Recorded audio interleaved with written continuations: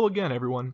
This is Rudolph Wilkins with Forgotten Fitness, and today I'll be discussing my most controversial exercise to date, the self-loaded barbell leg press. And I pose one question for all of you. Is this exercise a misunderstood classic or an obsolete relic? In this video, I will give you an outside perspective, well, really an inside perspective from an individual very familiar with this exercise.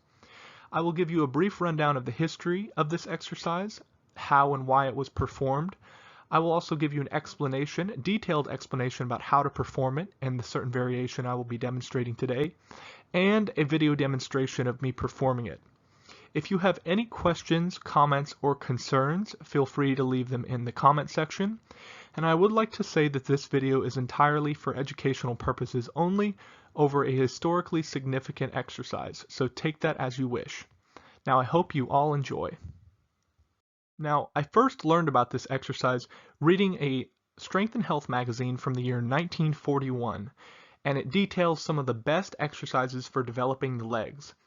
But the man who really turned me on to this exercise and made me want to try it was this man here, James R. Fuller. Now he has many very impressive videos on YouTube in regards to strongman lifts and old-time techniques that aren't used anymore, forgotten techniques. And he is actually the current IAWA all-time world record holder on the self-loaded leg press. And he actually did 135 kilograms or 297 pounds in competition.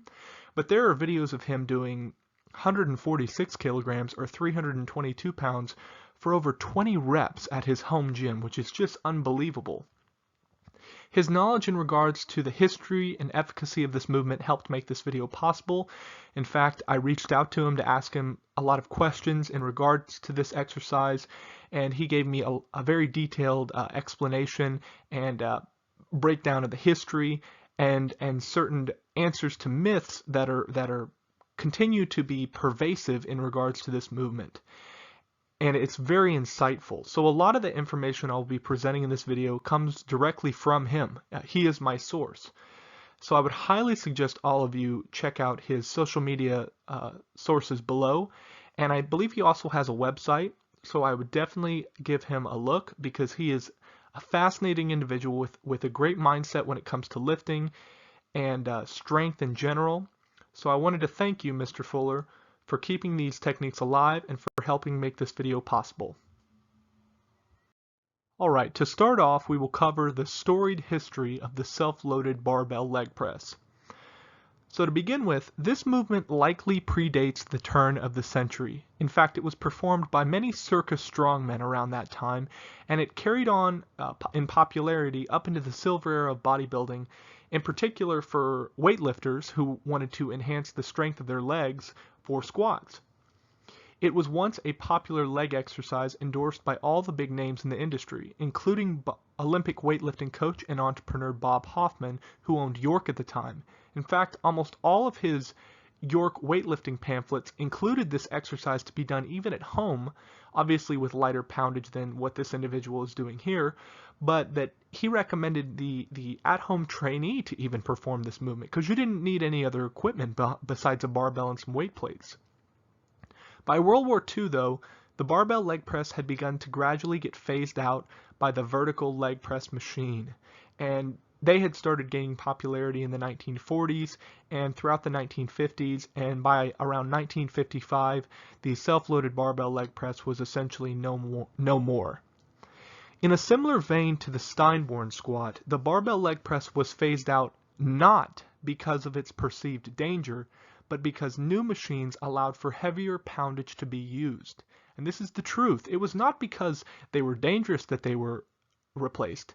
In truth, squat stands and power racks and leg press machines were designed as a way for lifters to move heavier poundage and reserve strength on big lifts. In particular, squat stands were used for Olympic weightlifters who were planning to lift heavier poundage and they needed to reserve strength for those big lifts. They were not designed to be any safer than free weight self-loaded versions. That was not the initial intent. So this myth is absolutely untrue. Gradually, however, weightlifting apparatuses overtook more conventional movements. This was due in part to a clever marketing strategy claiming that these machines provided a safer alternative to free weight lifts. This marketing trick is still used to this day. In actuality, this exercise is no more dangerous than a barbell bench press. When the bar is placed into the arch of the foot, it sinks in deeply, even if you are wearing shoes. At this point, it is very unlikely that the bar would ever roll out because it has created a physical connection with the body, and friction would keep it in place. Mr. Fuller mentions that when he is using over 300 pounds on this movement, he has to physically press the barbell off his feet to dismount it. This shows you just how strong the connection is. In conclusion, it is very unlikely for the barbell to just roll off your feet while performing the movement. You would have to physically move it off. In the following slide, I will explain how to perform this lift, and in the next slide, I will actually demonstrate it for you. So it's worth noting that there are two setup variations to this exercise, the pullover and press and the bridge and press. The variation I will be discussing today features the pullover and press to bring the barbell above the chest. So to start off, you want to load a barbell with a weight that you can comfortably press. So that's a supine or flat press off your chest. Due to this, the lift will always be limited by your upper body strength. So you won't be able to go beyond your ability on your legs because you'll be limited by the strength of your arms and your chest, which will always be weaker than your legs, or for the majority of people. So because of this, I think that's why you wouldn't ever go to any poundage that would be too much for you to do because you're limited by your upper body strength. Next, you want to lay down flat on the floor with the barbell behind your head. Then, you will grasp the barbell with a medium grip and pull it over your chest. So you'll do the pullover over your chest. Once in this position, you will press the barbell over your chest. Now you will bring your legs back so you can get under the barbell with your feet. This requires an above average level of flexibility. It really does. You have to have amazing hip flexibility and groin flexibility because you'll really be stretched when you're under that barbell. Due to this, I would ensure that you have the dexterity to perform this movement prior to this stage of the lift. If you're limited in the flexibility of your hips, ankles, and knees, I'd maybe skip this exercise because that's really important, especially if you want to be safe while doing it. You really have to have good movement in your hips especially because they'll be rotating at that joint throughout the entire lift because that's how you get your good depth. Similarly to the modern leg press machine, foot position on the barbell alters the muscles targeted. So if you have a wide stance, a medium stance, or a close stance, that'll affect which muscle group is targeted to what degree. So at this point, you have already put your feet under the barbell, and you will place the barbell now in the arch of your foot. So where your foot arch begins, that's where you'll actually place the barbell. You should feel the barbell sink into the fleshy part of your foot, and it should be quite significant. This photo here is of me actually performing it, and you can see it deeply right in that crevice of my foot, deeply sinking in. And I had literally no movement of the barbell in my foot, or at least while I was doing the exercise, I felt very comfortable. And keep in mind, when I show you this demonstration, this is the first time I've ever done a set. So prior to this, I did a couple warm-ups, just 3 or 4 reps, just to get comfortable with the exercise. And within a couple minutes, I felt comfortable enough to do some poundage, and I felt okay. Of course, I have decent flexibility in my hips, so that really didn't bother me. But it wasn't ever scary for me. I never felt like I was in danger doing this. So once in this position where you have the barbell in the fleshy part of your foot, you will press the barbell up with the legs. You want to do this very slowly and ensure the barbell goes in a straight path upwards. It shouldn't travel back or forwards towards the face.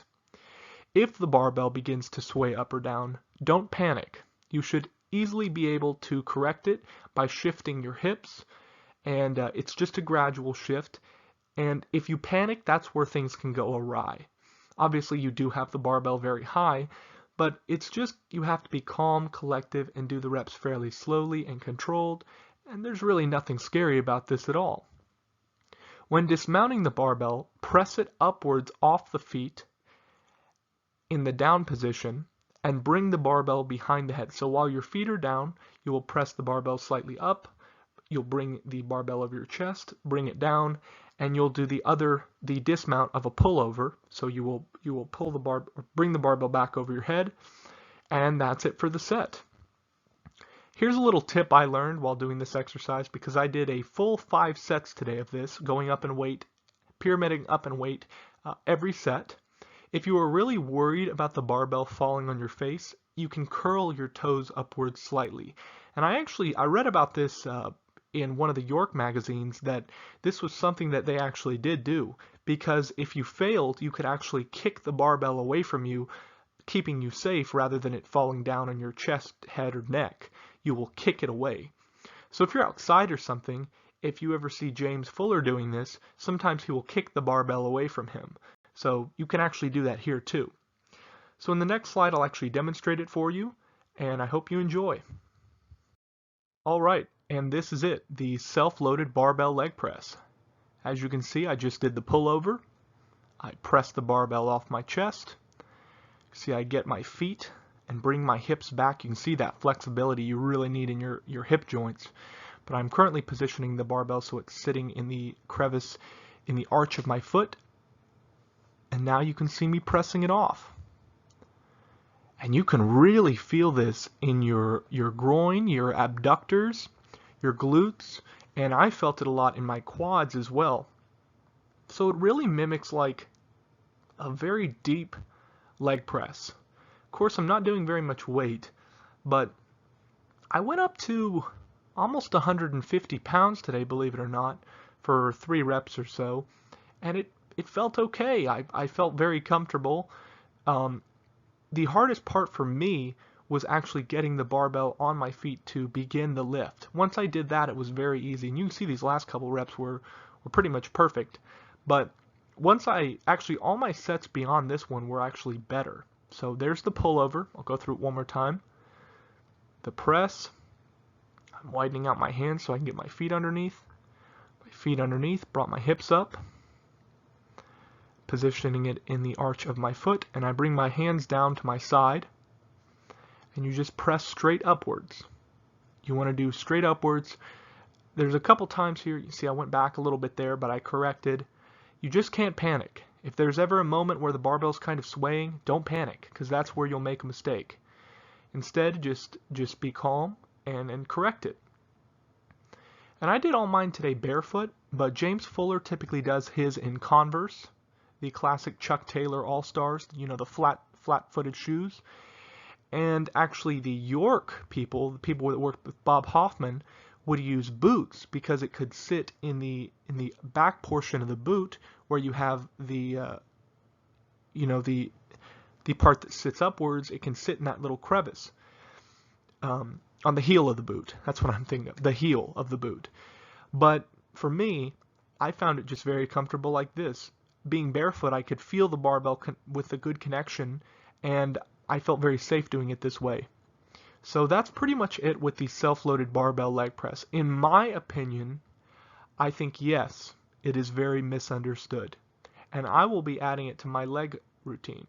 Now yes, I am a Vince Gironda advocate, but overall I am a physical fitness advocate, and I very much like all of the old school methods that these natural athletes used to get big and strong. I don't know if this will become a regular in my routine, and if I were to put it in an importance grade, I don't even know if this is a necessary lift anybody needs to perform. But it sure is a lot of fun, and it definitely does work. And overall, it's not anything to be afraid of. I think people, they get so in their head about certain exercises that it scares them away from ever even trying them. And I think that's the thing that makes exercise so fun, is trying new techniques and new exercises you've never done before. So I really hope you all enjoyed this video, and I hope it cleared up some of the myths surrounding this exercise and things maybe you didn't understand. And I would say for the most part, if you have the flexibility, if you have the strength, I guess if you have the courage, although there's really nothing to be scared of, I would definitely give this exercise a try. Like I said, this video is really intended for educational purposes only, but if you choose to take it and perform your own variation of this, I would love to see it. So my Instagram is below, and you all can send me your demonstrations, and I'd love to see you performing it, because these old school techniques should be preserved and loved and cherished, because these pioneers gave so much of their life to the sport of bodybuilding, strength training, weightlifting, and dedicated, they blazed the trail for the rest of us, and we can't forget that. So I hope you really all enjoyed this video, and until next time, this is Forgotten Fitness signing out. Bye bye.